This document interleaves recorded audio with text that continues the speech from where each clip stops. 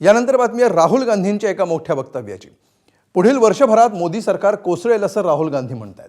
मोदी एका वर्षानंतर पंतप्रधानपदी राहणार नाहीत असा अंदाज राहुल गांधींनी व्यक्त केलाय।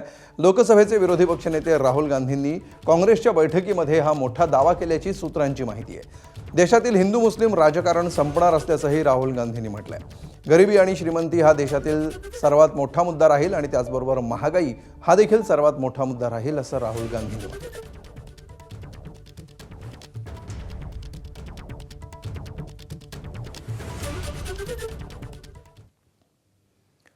तर राहुल गांधींनी या बैठकीमध्ये नेमकं काय म्हटलंय बघूया ग्राफिक्सच्या माध्यमातून। एक वर्षानंतर मोदी पंतप्रधानपदी राहणार नाहीत। देशातील हिंदू मुस्लिम राजकारण संपेल आणि गरिबी श्रीमंती हा मुद्दाही राहील, हाच मुद्दा राहील। आरएसएस आणि भाजपच्या धार्मिक ध्रुवीकरणाचा मुद्दा लोकांना लक्षात आलाय। महागाई हा मोठा मुद्दा राहील।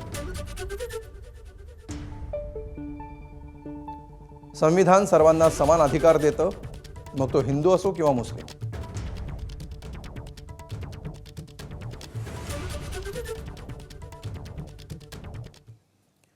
दरम्यान राहुल गांधींच्या मोदी सरकार कोसळण्याच्या वक्तव्यावर भाजप खासदार संबित पात्रा आणि मुख्यमंत्र्यांनी टीका केली आहे। राहुल गांधी जिस प्रकार से दंगे करवा करके, जिस प्रकार से अराजकता के माध्यम से सरकार गिराने की साजिश रच रहे हैं, कल के उस वक्तव्य से बिल्कुल स्पष्ट होता है। भारत में लोकतंत्र को कैसे समाप्त करना है, भारत में अराजकता कैसी लानी है, उसकी जो प्लानिंग हुई थी, उस प्लानिंग का कहीं न कहीं कल लीकेज हुआ है राहुल गांधी के इस वक्तव्य से। राहुल गांधी यांनी काँग्रेसच्या बैठकीत दावा केला की केंद्र सरकार पुढच्या 10 महिन्यामध्ये कोसळेल।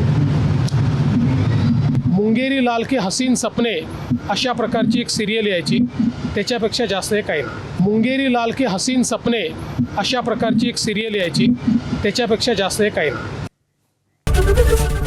एबीपी माझा, उघडा डोळे बघा नीट।